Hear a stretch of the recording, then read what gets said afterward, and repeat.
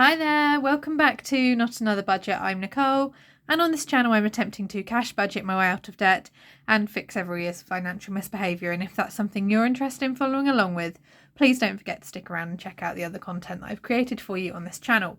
Now, today I am back with another video, obviously, because I am sat here recording this, and we're going to progress, hopefully, with reducing down the balance for my current debt Snowball.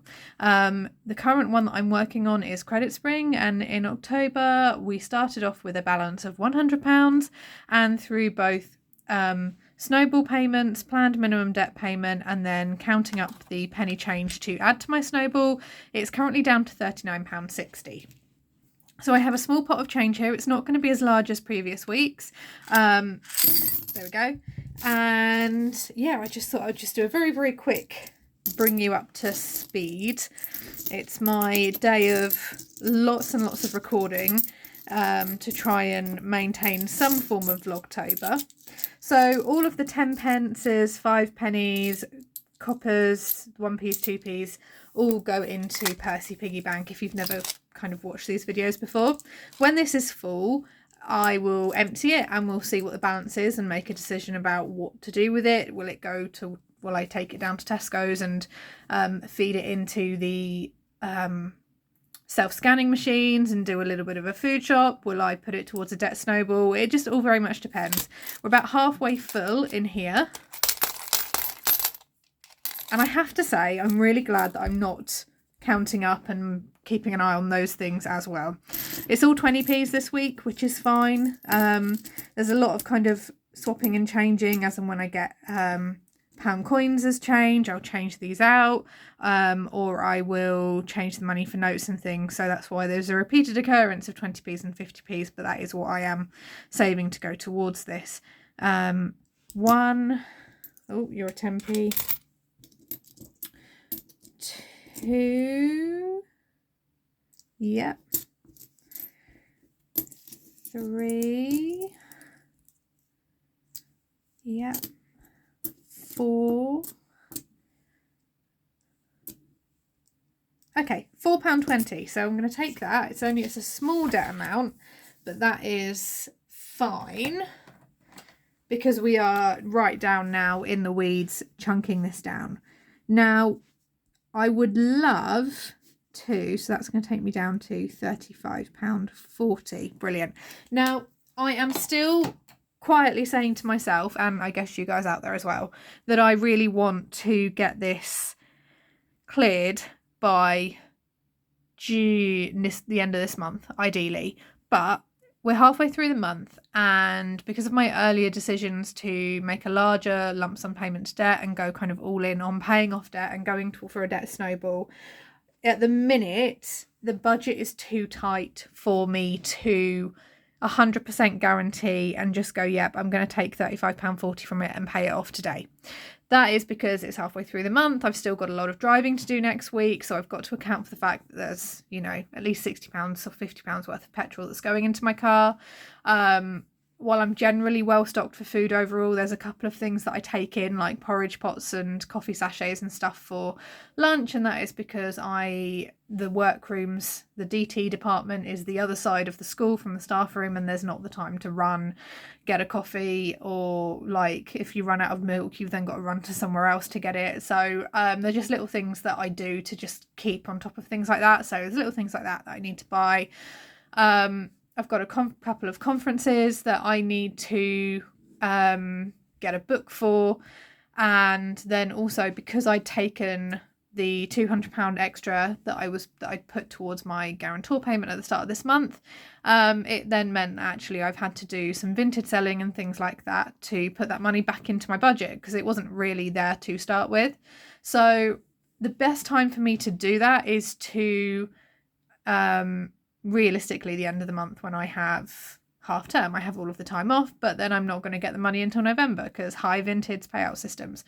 So I've been doing a bit of vintage here or there and a bit of kind of chunking through and sorting that out. So I've got money trickling in, and at the minute, with it being halfway through the month, I just don't really feel comfortable yet given that I am still having to chunk through and get that additional income in, just taking that £35.40 and completely clearing the debt. I need to sense check where I am with my bills. It's been a few days since I've done a budget check-in, and that's because I have been busy. I've had a really good week. Any teachers watching, I've had a first week of kind of full hourly taught lessons where my mentor's just gone, I'm going to throw you in and you're going to teach it. And it's been year 7s and 8s, so they're kind of 11 to 12 or the younger end of 13. And he's just let me go, and I've had a really, really excellent week of just observations, but it's meant lots of kind of planning on my side, making sure my resources are up to scratch, as well as my general trainee duties. So yeah, really good, fantastic response as well to my last video. I've tried to answer as many questions that were placed in the comments as I could. And that's because I asked for feedback and I asked for advice. So thank you to all of the teachers who've kind of come back and gone and given me your thoughts and feedback. It's definitely something that is worth bearing in mind, finding the school. And I think as well, like if you're in your local area, you have preconceptions about the schools in your area because you either grew up going to them, or you have friends who have sent their kids there, or friends who have their kids going there currently. So I almost think actually, if you go to a different area to teach in that you're not familiar with, you're actually probably giving the school more of a chance. Because I know immediately there are 5 schools in my vicinity, in my county, that I would not touch with a barge pole. I've never taught there and I've never been a student there, but reputation alone immediately rules them out. So yeah, so thank you for everyone who's commented. Yeah, I think that because I'm in an expensive pocket, where I kind of geographically live, we're classed as the county is quite rich. There's a lot of money in the cities, but then you drive 20 minutes outside of the city. So there's a lot of industry, there's a lot of technological development, there's a lot of biomedical things going on. There's lots of army bases and military research and things like that. There's lots of agriculture as well. So as a result of that, the cities, of which there are 2 cities, and then you've got 2 big cities, and then you've got market towns and lots of villages and hamlets. The moment you drive 20 minutes outside of those cities, the area around it, the countryside area where I live, is rurally deprived.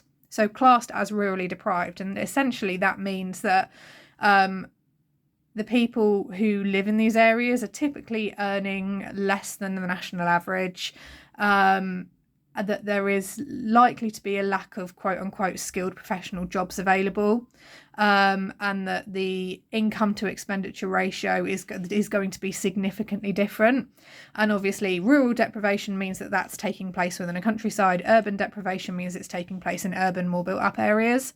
Rural deprivation as well, it's the additional things of like, in the case of kids, if mum and dad need to go into a town and get something for a child, and mum and dad work from 9 to 5 or 9 to 5:30, there's going to be nowhere open locally that they can get to get that thing. It'd be that a replacement set of school shoes, some coloured pens or pencils for their project next day. So they either have to order it online and pay whatever that price is, or they have to wait until the weekend, in which case that child or that young person or that adult is having to wait and potentially be reprimanded if it's incorrect school shoes, or not having the right equipment, or not having a top that fits you for work because you've grown out of it, or needing to get this thing because it's 5 o'clock or 5:30 comes and everything shuts down.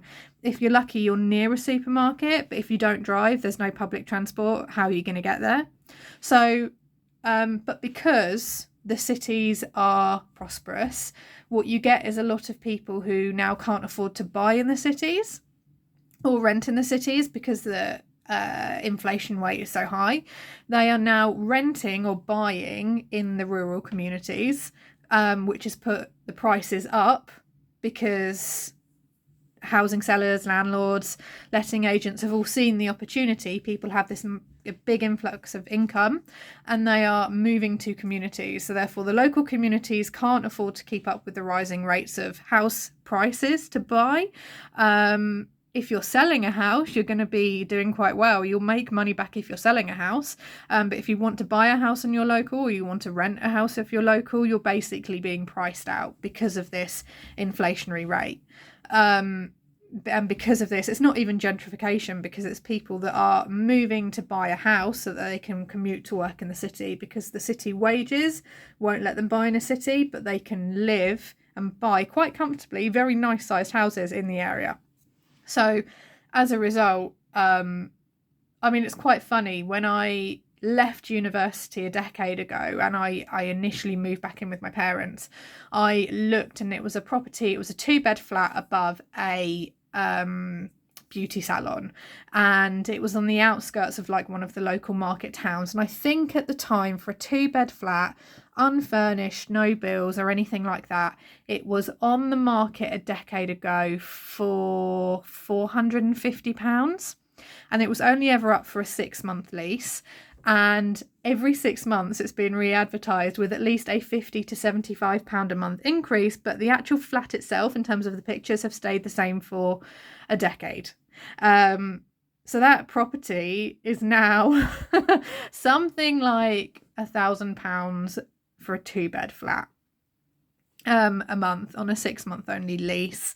For reference, I am paying £850 a month for a 2-bed house, semi-detached, unfurnished, with a garage and a conservatory. They were the extras, to be honest. It was the garage or some kind of additional storage that I needed for the business at the time. So yeah, so there's lots that I can consider. So if you asked if like that video, I think is still fairly popular, so a lot of people are getting it recommended and things. So if you do have anything you want to comment, put it down. Don't say things like, oh, it's really funny, you think this is really expensive, ha ha ha. Just don't be a prat. Sorry, pretty prattish. 1,300 may not be expensive for you, but you know what? It's really expensive for someone in this area, because the average take home for a family with 2 working adults in this area is £2,200 a month. And that's if both adults are working. Yeah, so £1,300 is kind of detrimental if you're on a £2,200 income. Sorry, just going to put that out there. So yeah, like, just be mindful. I don't mind what people comment, but just don't be a prat. I think I have to now upgrade my my rules for my commenters. Not from even just be kind. If you have your opinion, that's fine, but just don't be a prat, or I will call you out for being a prat. Come on, guys. There's enough going on in the world right now. We don't need people being prats and insecure over how much their money they do or don't have to pay for rent. Anyway, now that that's off my chest, I'm going to go deal with my cat, who's being really clingy because it is a Saturday, and he's like, hi human, you don't have to leave the house today, so I'm going to bother you and attach myself to your feet. Sorry, I'm really catty. I'm so sorry, guys. I'm actually going to go because I'm in a bit of a funny mood, I've decided. I'm going to go have another coffee, but I will see you tomorrow when I film whatever I film. So yes, bringing it back round, we're like £35.40 is now the current balance on this debt. This money will go back into my cash envelopes and just be floated out across wherever has got a gap. And I will take £4.20 from my bank account and upload that and use that to pay off the account, rather than paying for something on my card that was going to come out of a budget category, things like that. So yeah. Okay, I'm going to love you and leave you before the cat starts crawling into things he shouldn't, which is what he's currently doing. Have a wonderful budgeting week wherever you are in the world, and I will see you all tomorrow. Bye-bye for now.